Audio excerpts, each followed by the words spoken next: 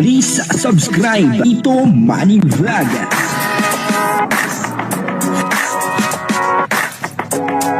Payagan po si Tito Manny Vlog na mag-reactor para pambiling gamot sa kanya pong karamdaman. Sobrang init, kaya po tayo nakasando lang, talagang summer na ngayon. At dito ay bibigyan po natin ng konting reaksyon itong si Krista at si Mikoy. Dito ay tuwang-tuwa si Kalingap Mikoy. Sapagkat malapit nang dumating yung kanyang pinaka-aasam-asam at pinakahihintay. Konting tiis na lang etong si Kalingap Mikoy. Alamin po natin sa video kung ano po yung tinutukoy natin na hinihintay ni Kalingap Mikoy. Pero bago po yan, ako muna po bumabati sa inyong lahat ng magandang umaga, magandang tanghali at magandang gabi sa inyong lahat mga kapatid.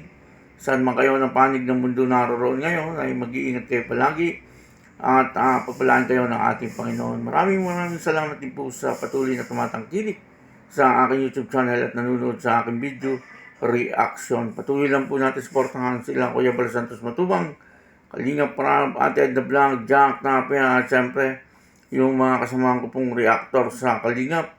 Ganun din po yung mga charity vlogger na Kalingap partner. Ito po yung video na kung saan dito ay tuwan-tuwan si Kalingap Mikoy sapagkat malapit na pong dumating yung pinakahihintay niya at talagang pinaka-aasam-asam niya. Ang kabuuan po ng video ito yung mga panood po natin sa YouTube channel ni Kalingap Prab. 1 year in Kalingap. Siyempre, congrats na. Sige po, kuya. Mamaya naiyakan. Bro, ako din. Congrats. Lapit na 2 years na lang. 2 years na lang. 2 years na lang. So, yan. Iman tayo ngayon kasi mga busy ang mga Yes po. tao. May mga kanya-kanyang ganap. At siyempre school, mga finals na. Magsasabi na kasi, magbabakasyon na. Pero hindi na lang, para celebrate natin.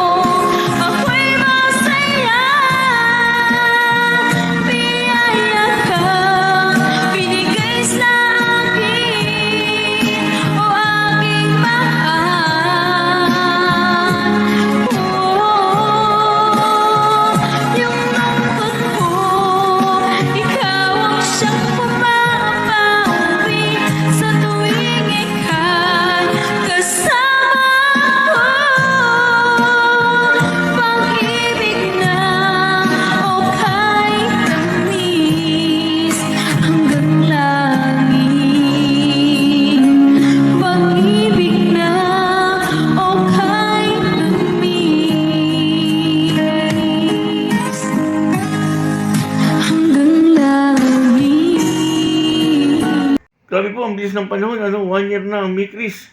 At parang kailan lang, nag-uumpisa pa lang na i-vlog ito ni Kalinga Prab, etong Mikris. Pero ngayon ay 1 year na pala. Kaya po pala itong si Kalingap Mikoy ay tuwan-tuwa, sapagkat malapit na. Yung kanyang sinabi na 3 years. 2 years na lang, sabi niya ay 2 taon na lang. At yung kanyang pinaka-aasam-asam na maligawan etong si Krista ay matutuloy na, Sana ay sa loob ng 2 taon ay tuloy-tuloy pa rin po etong Mikris, nang sa ganun.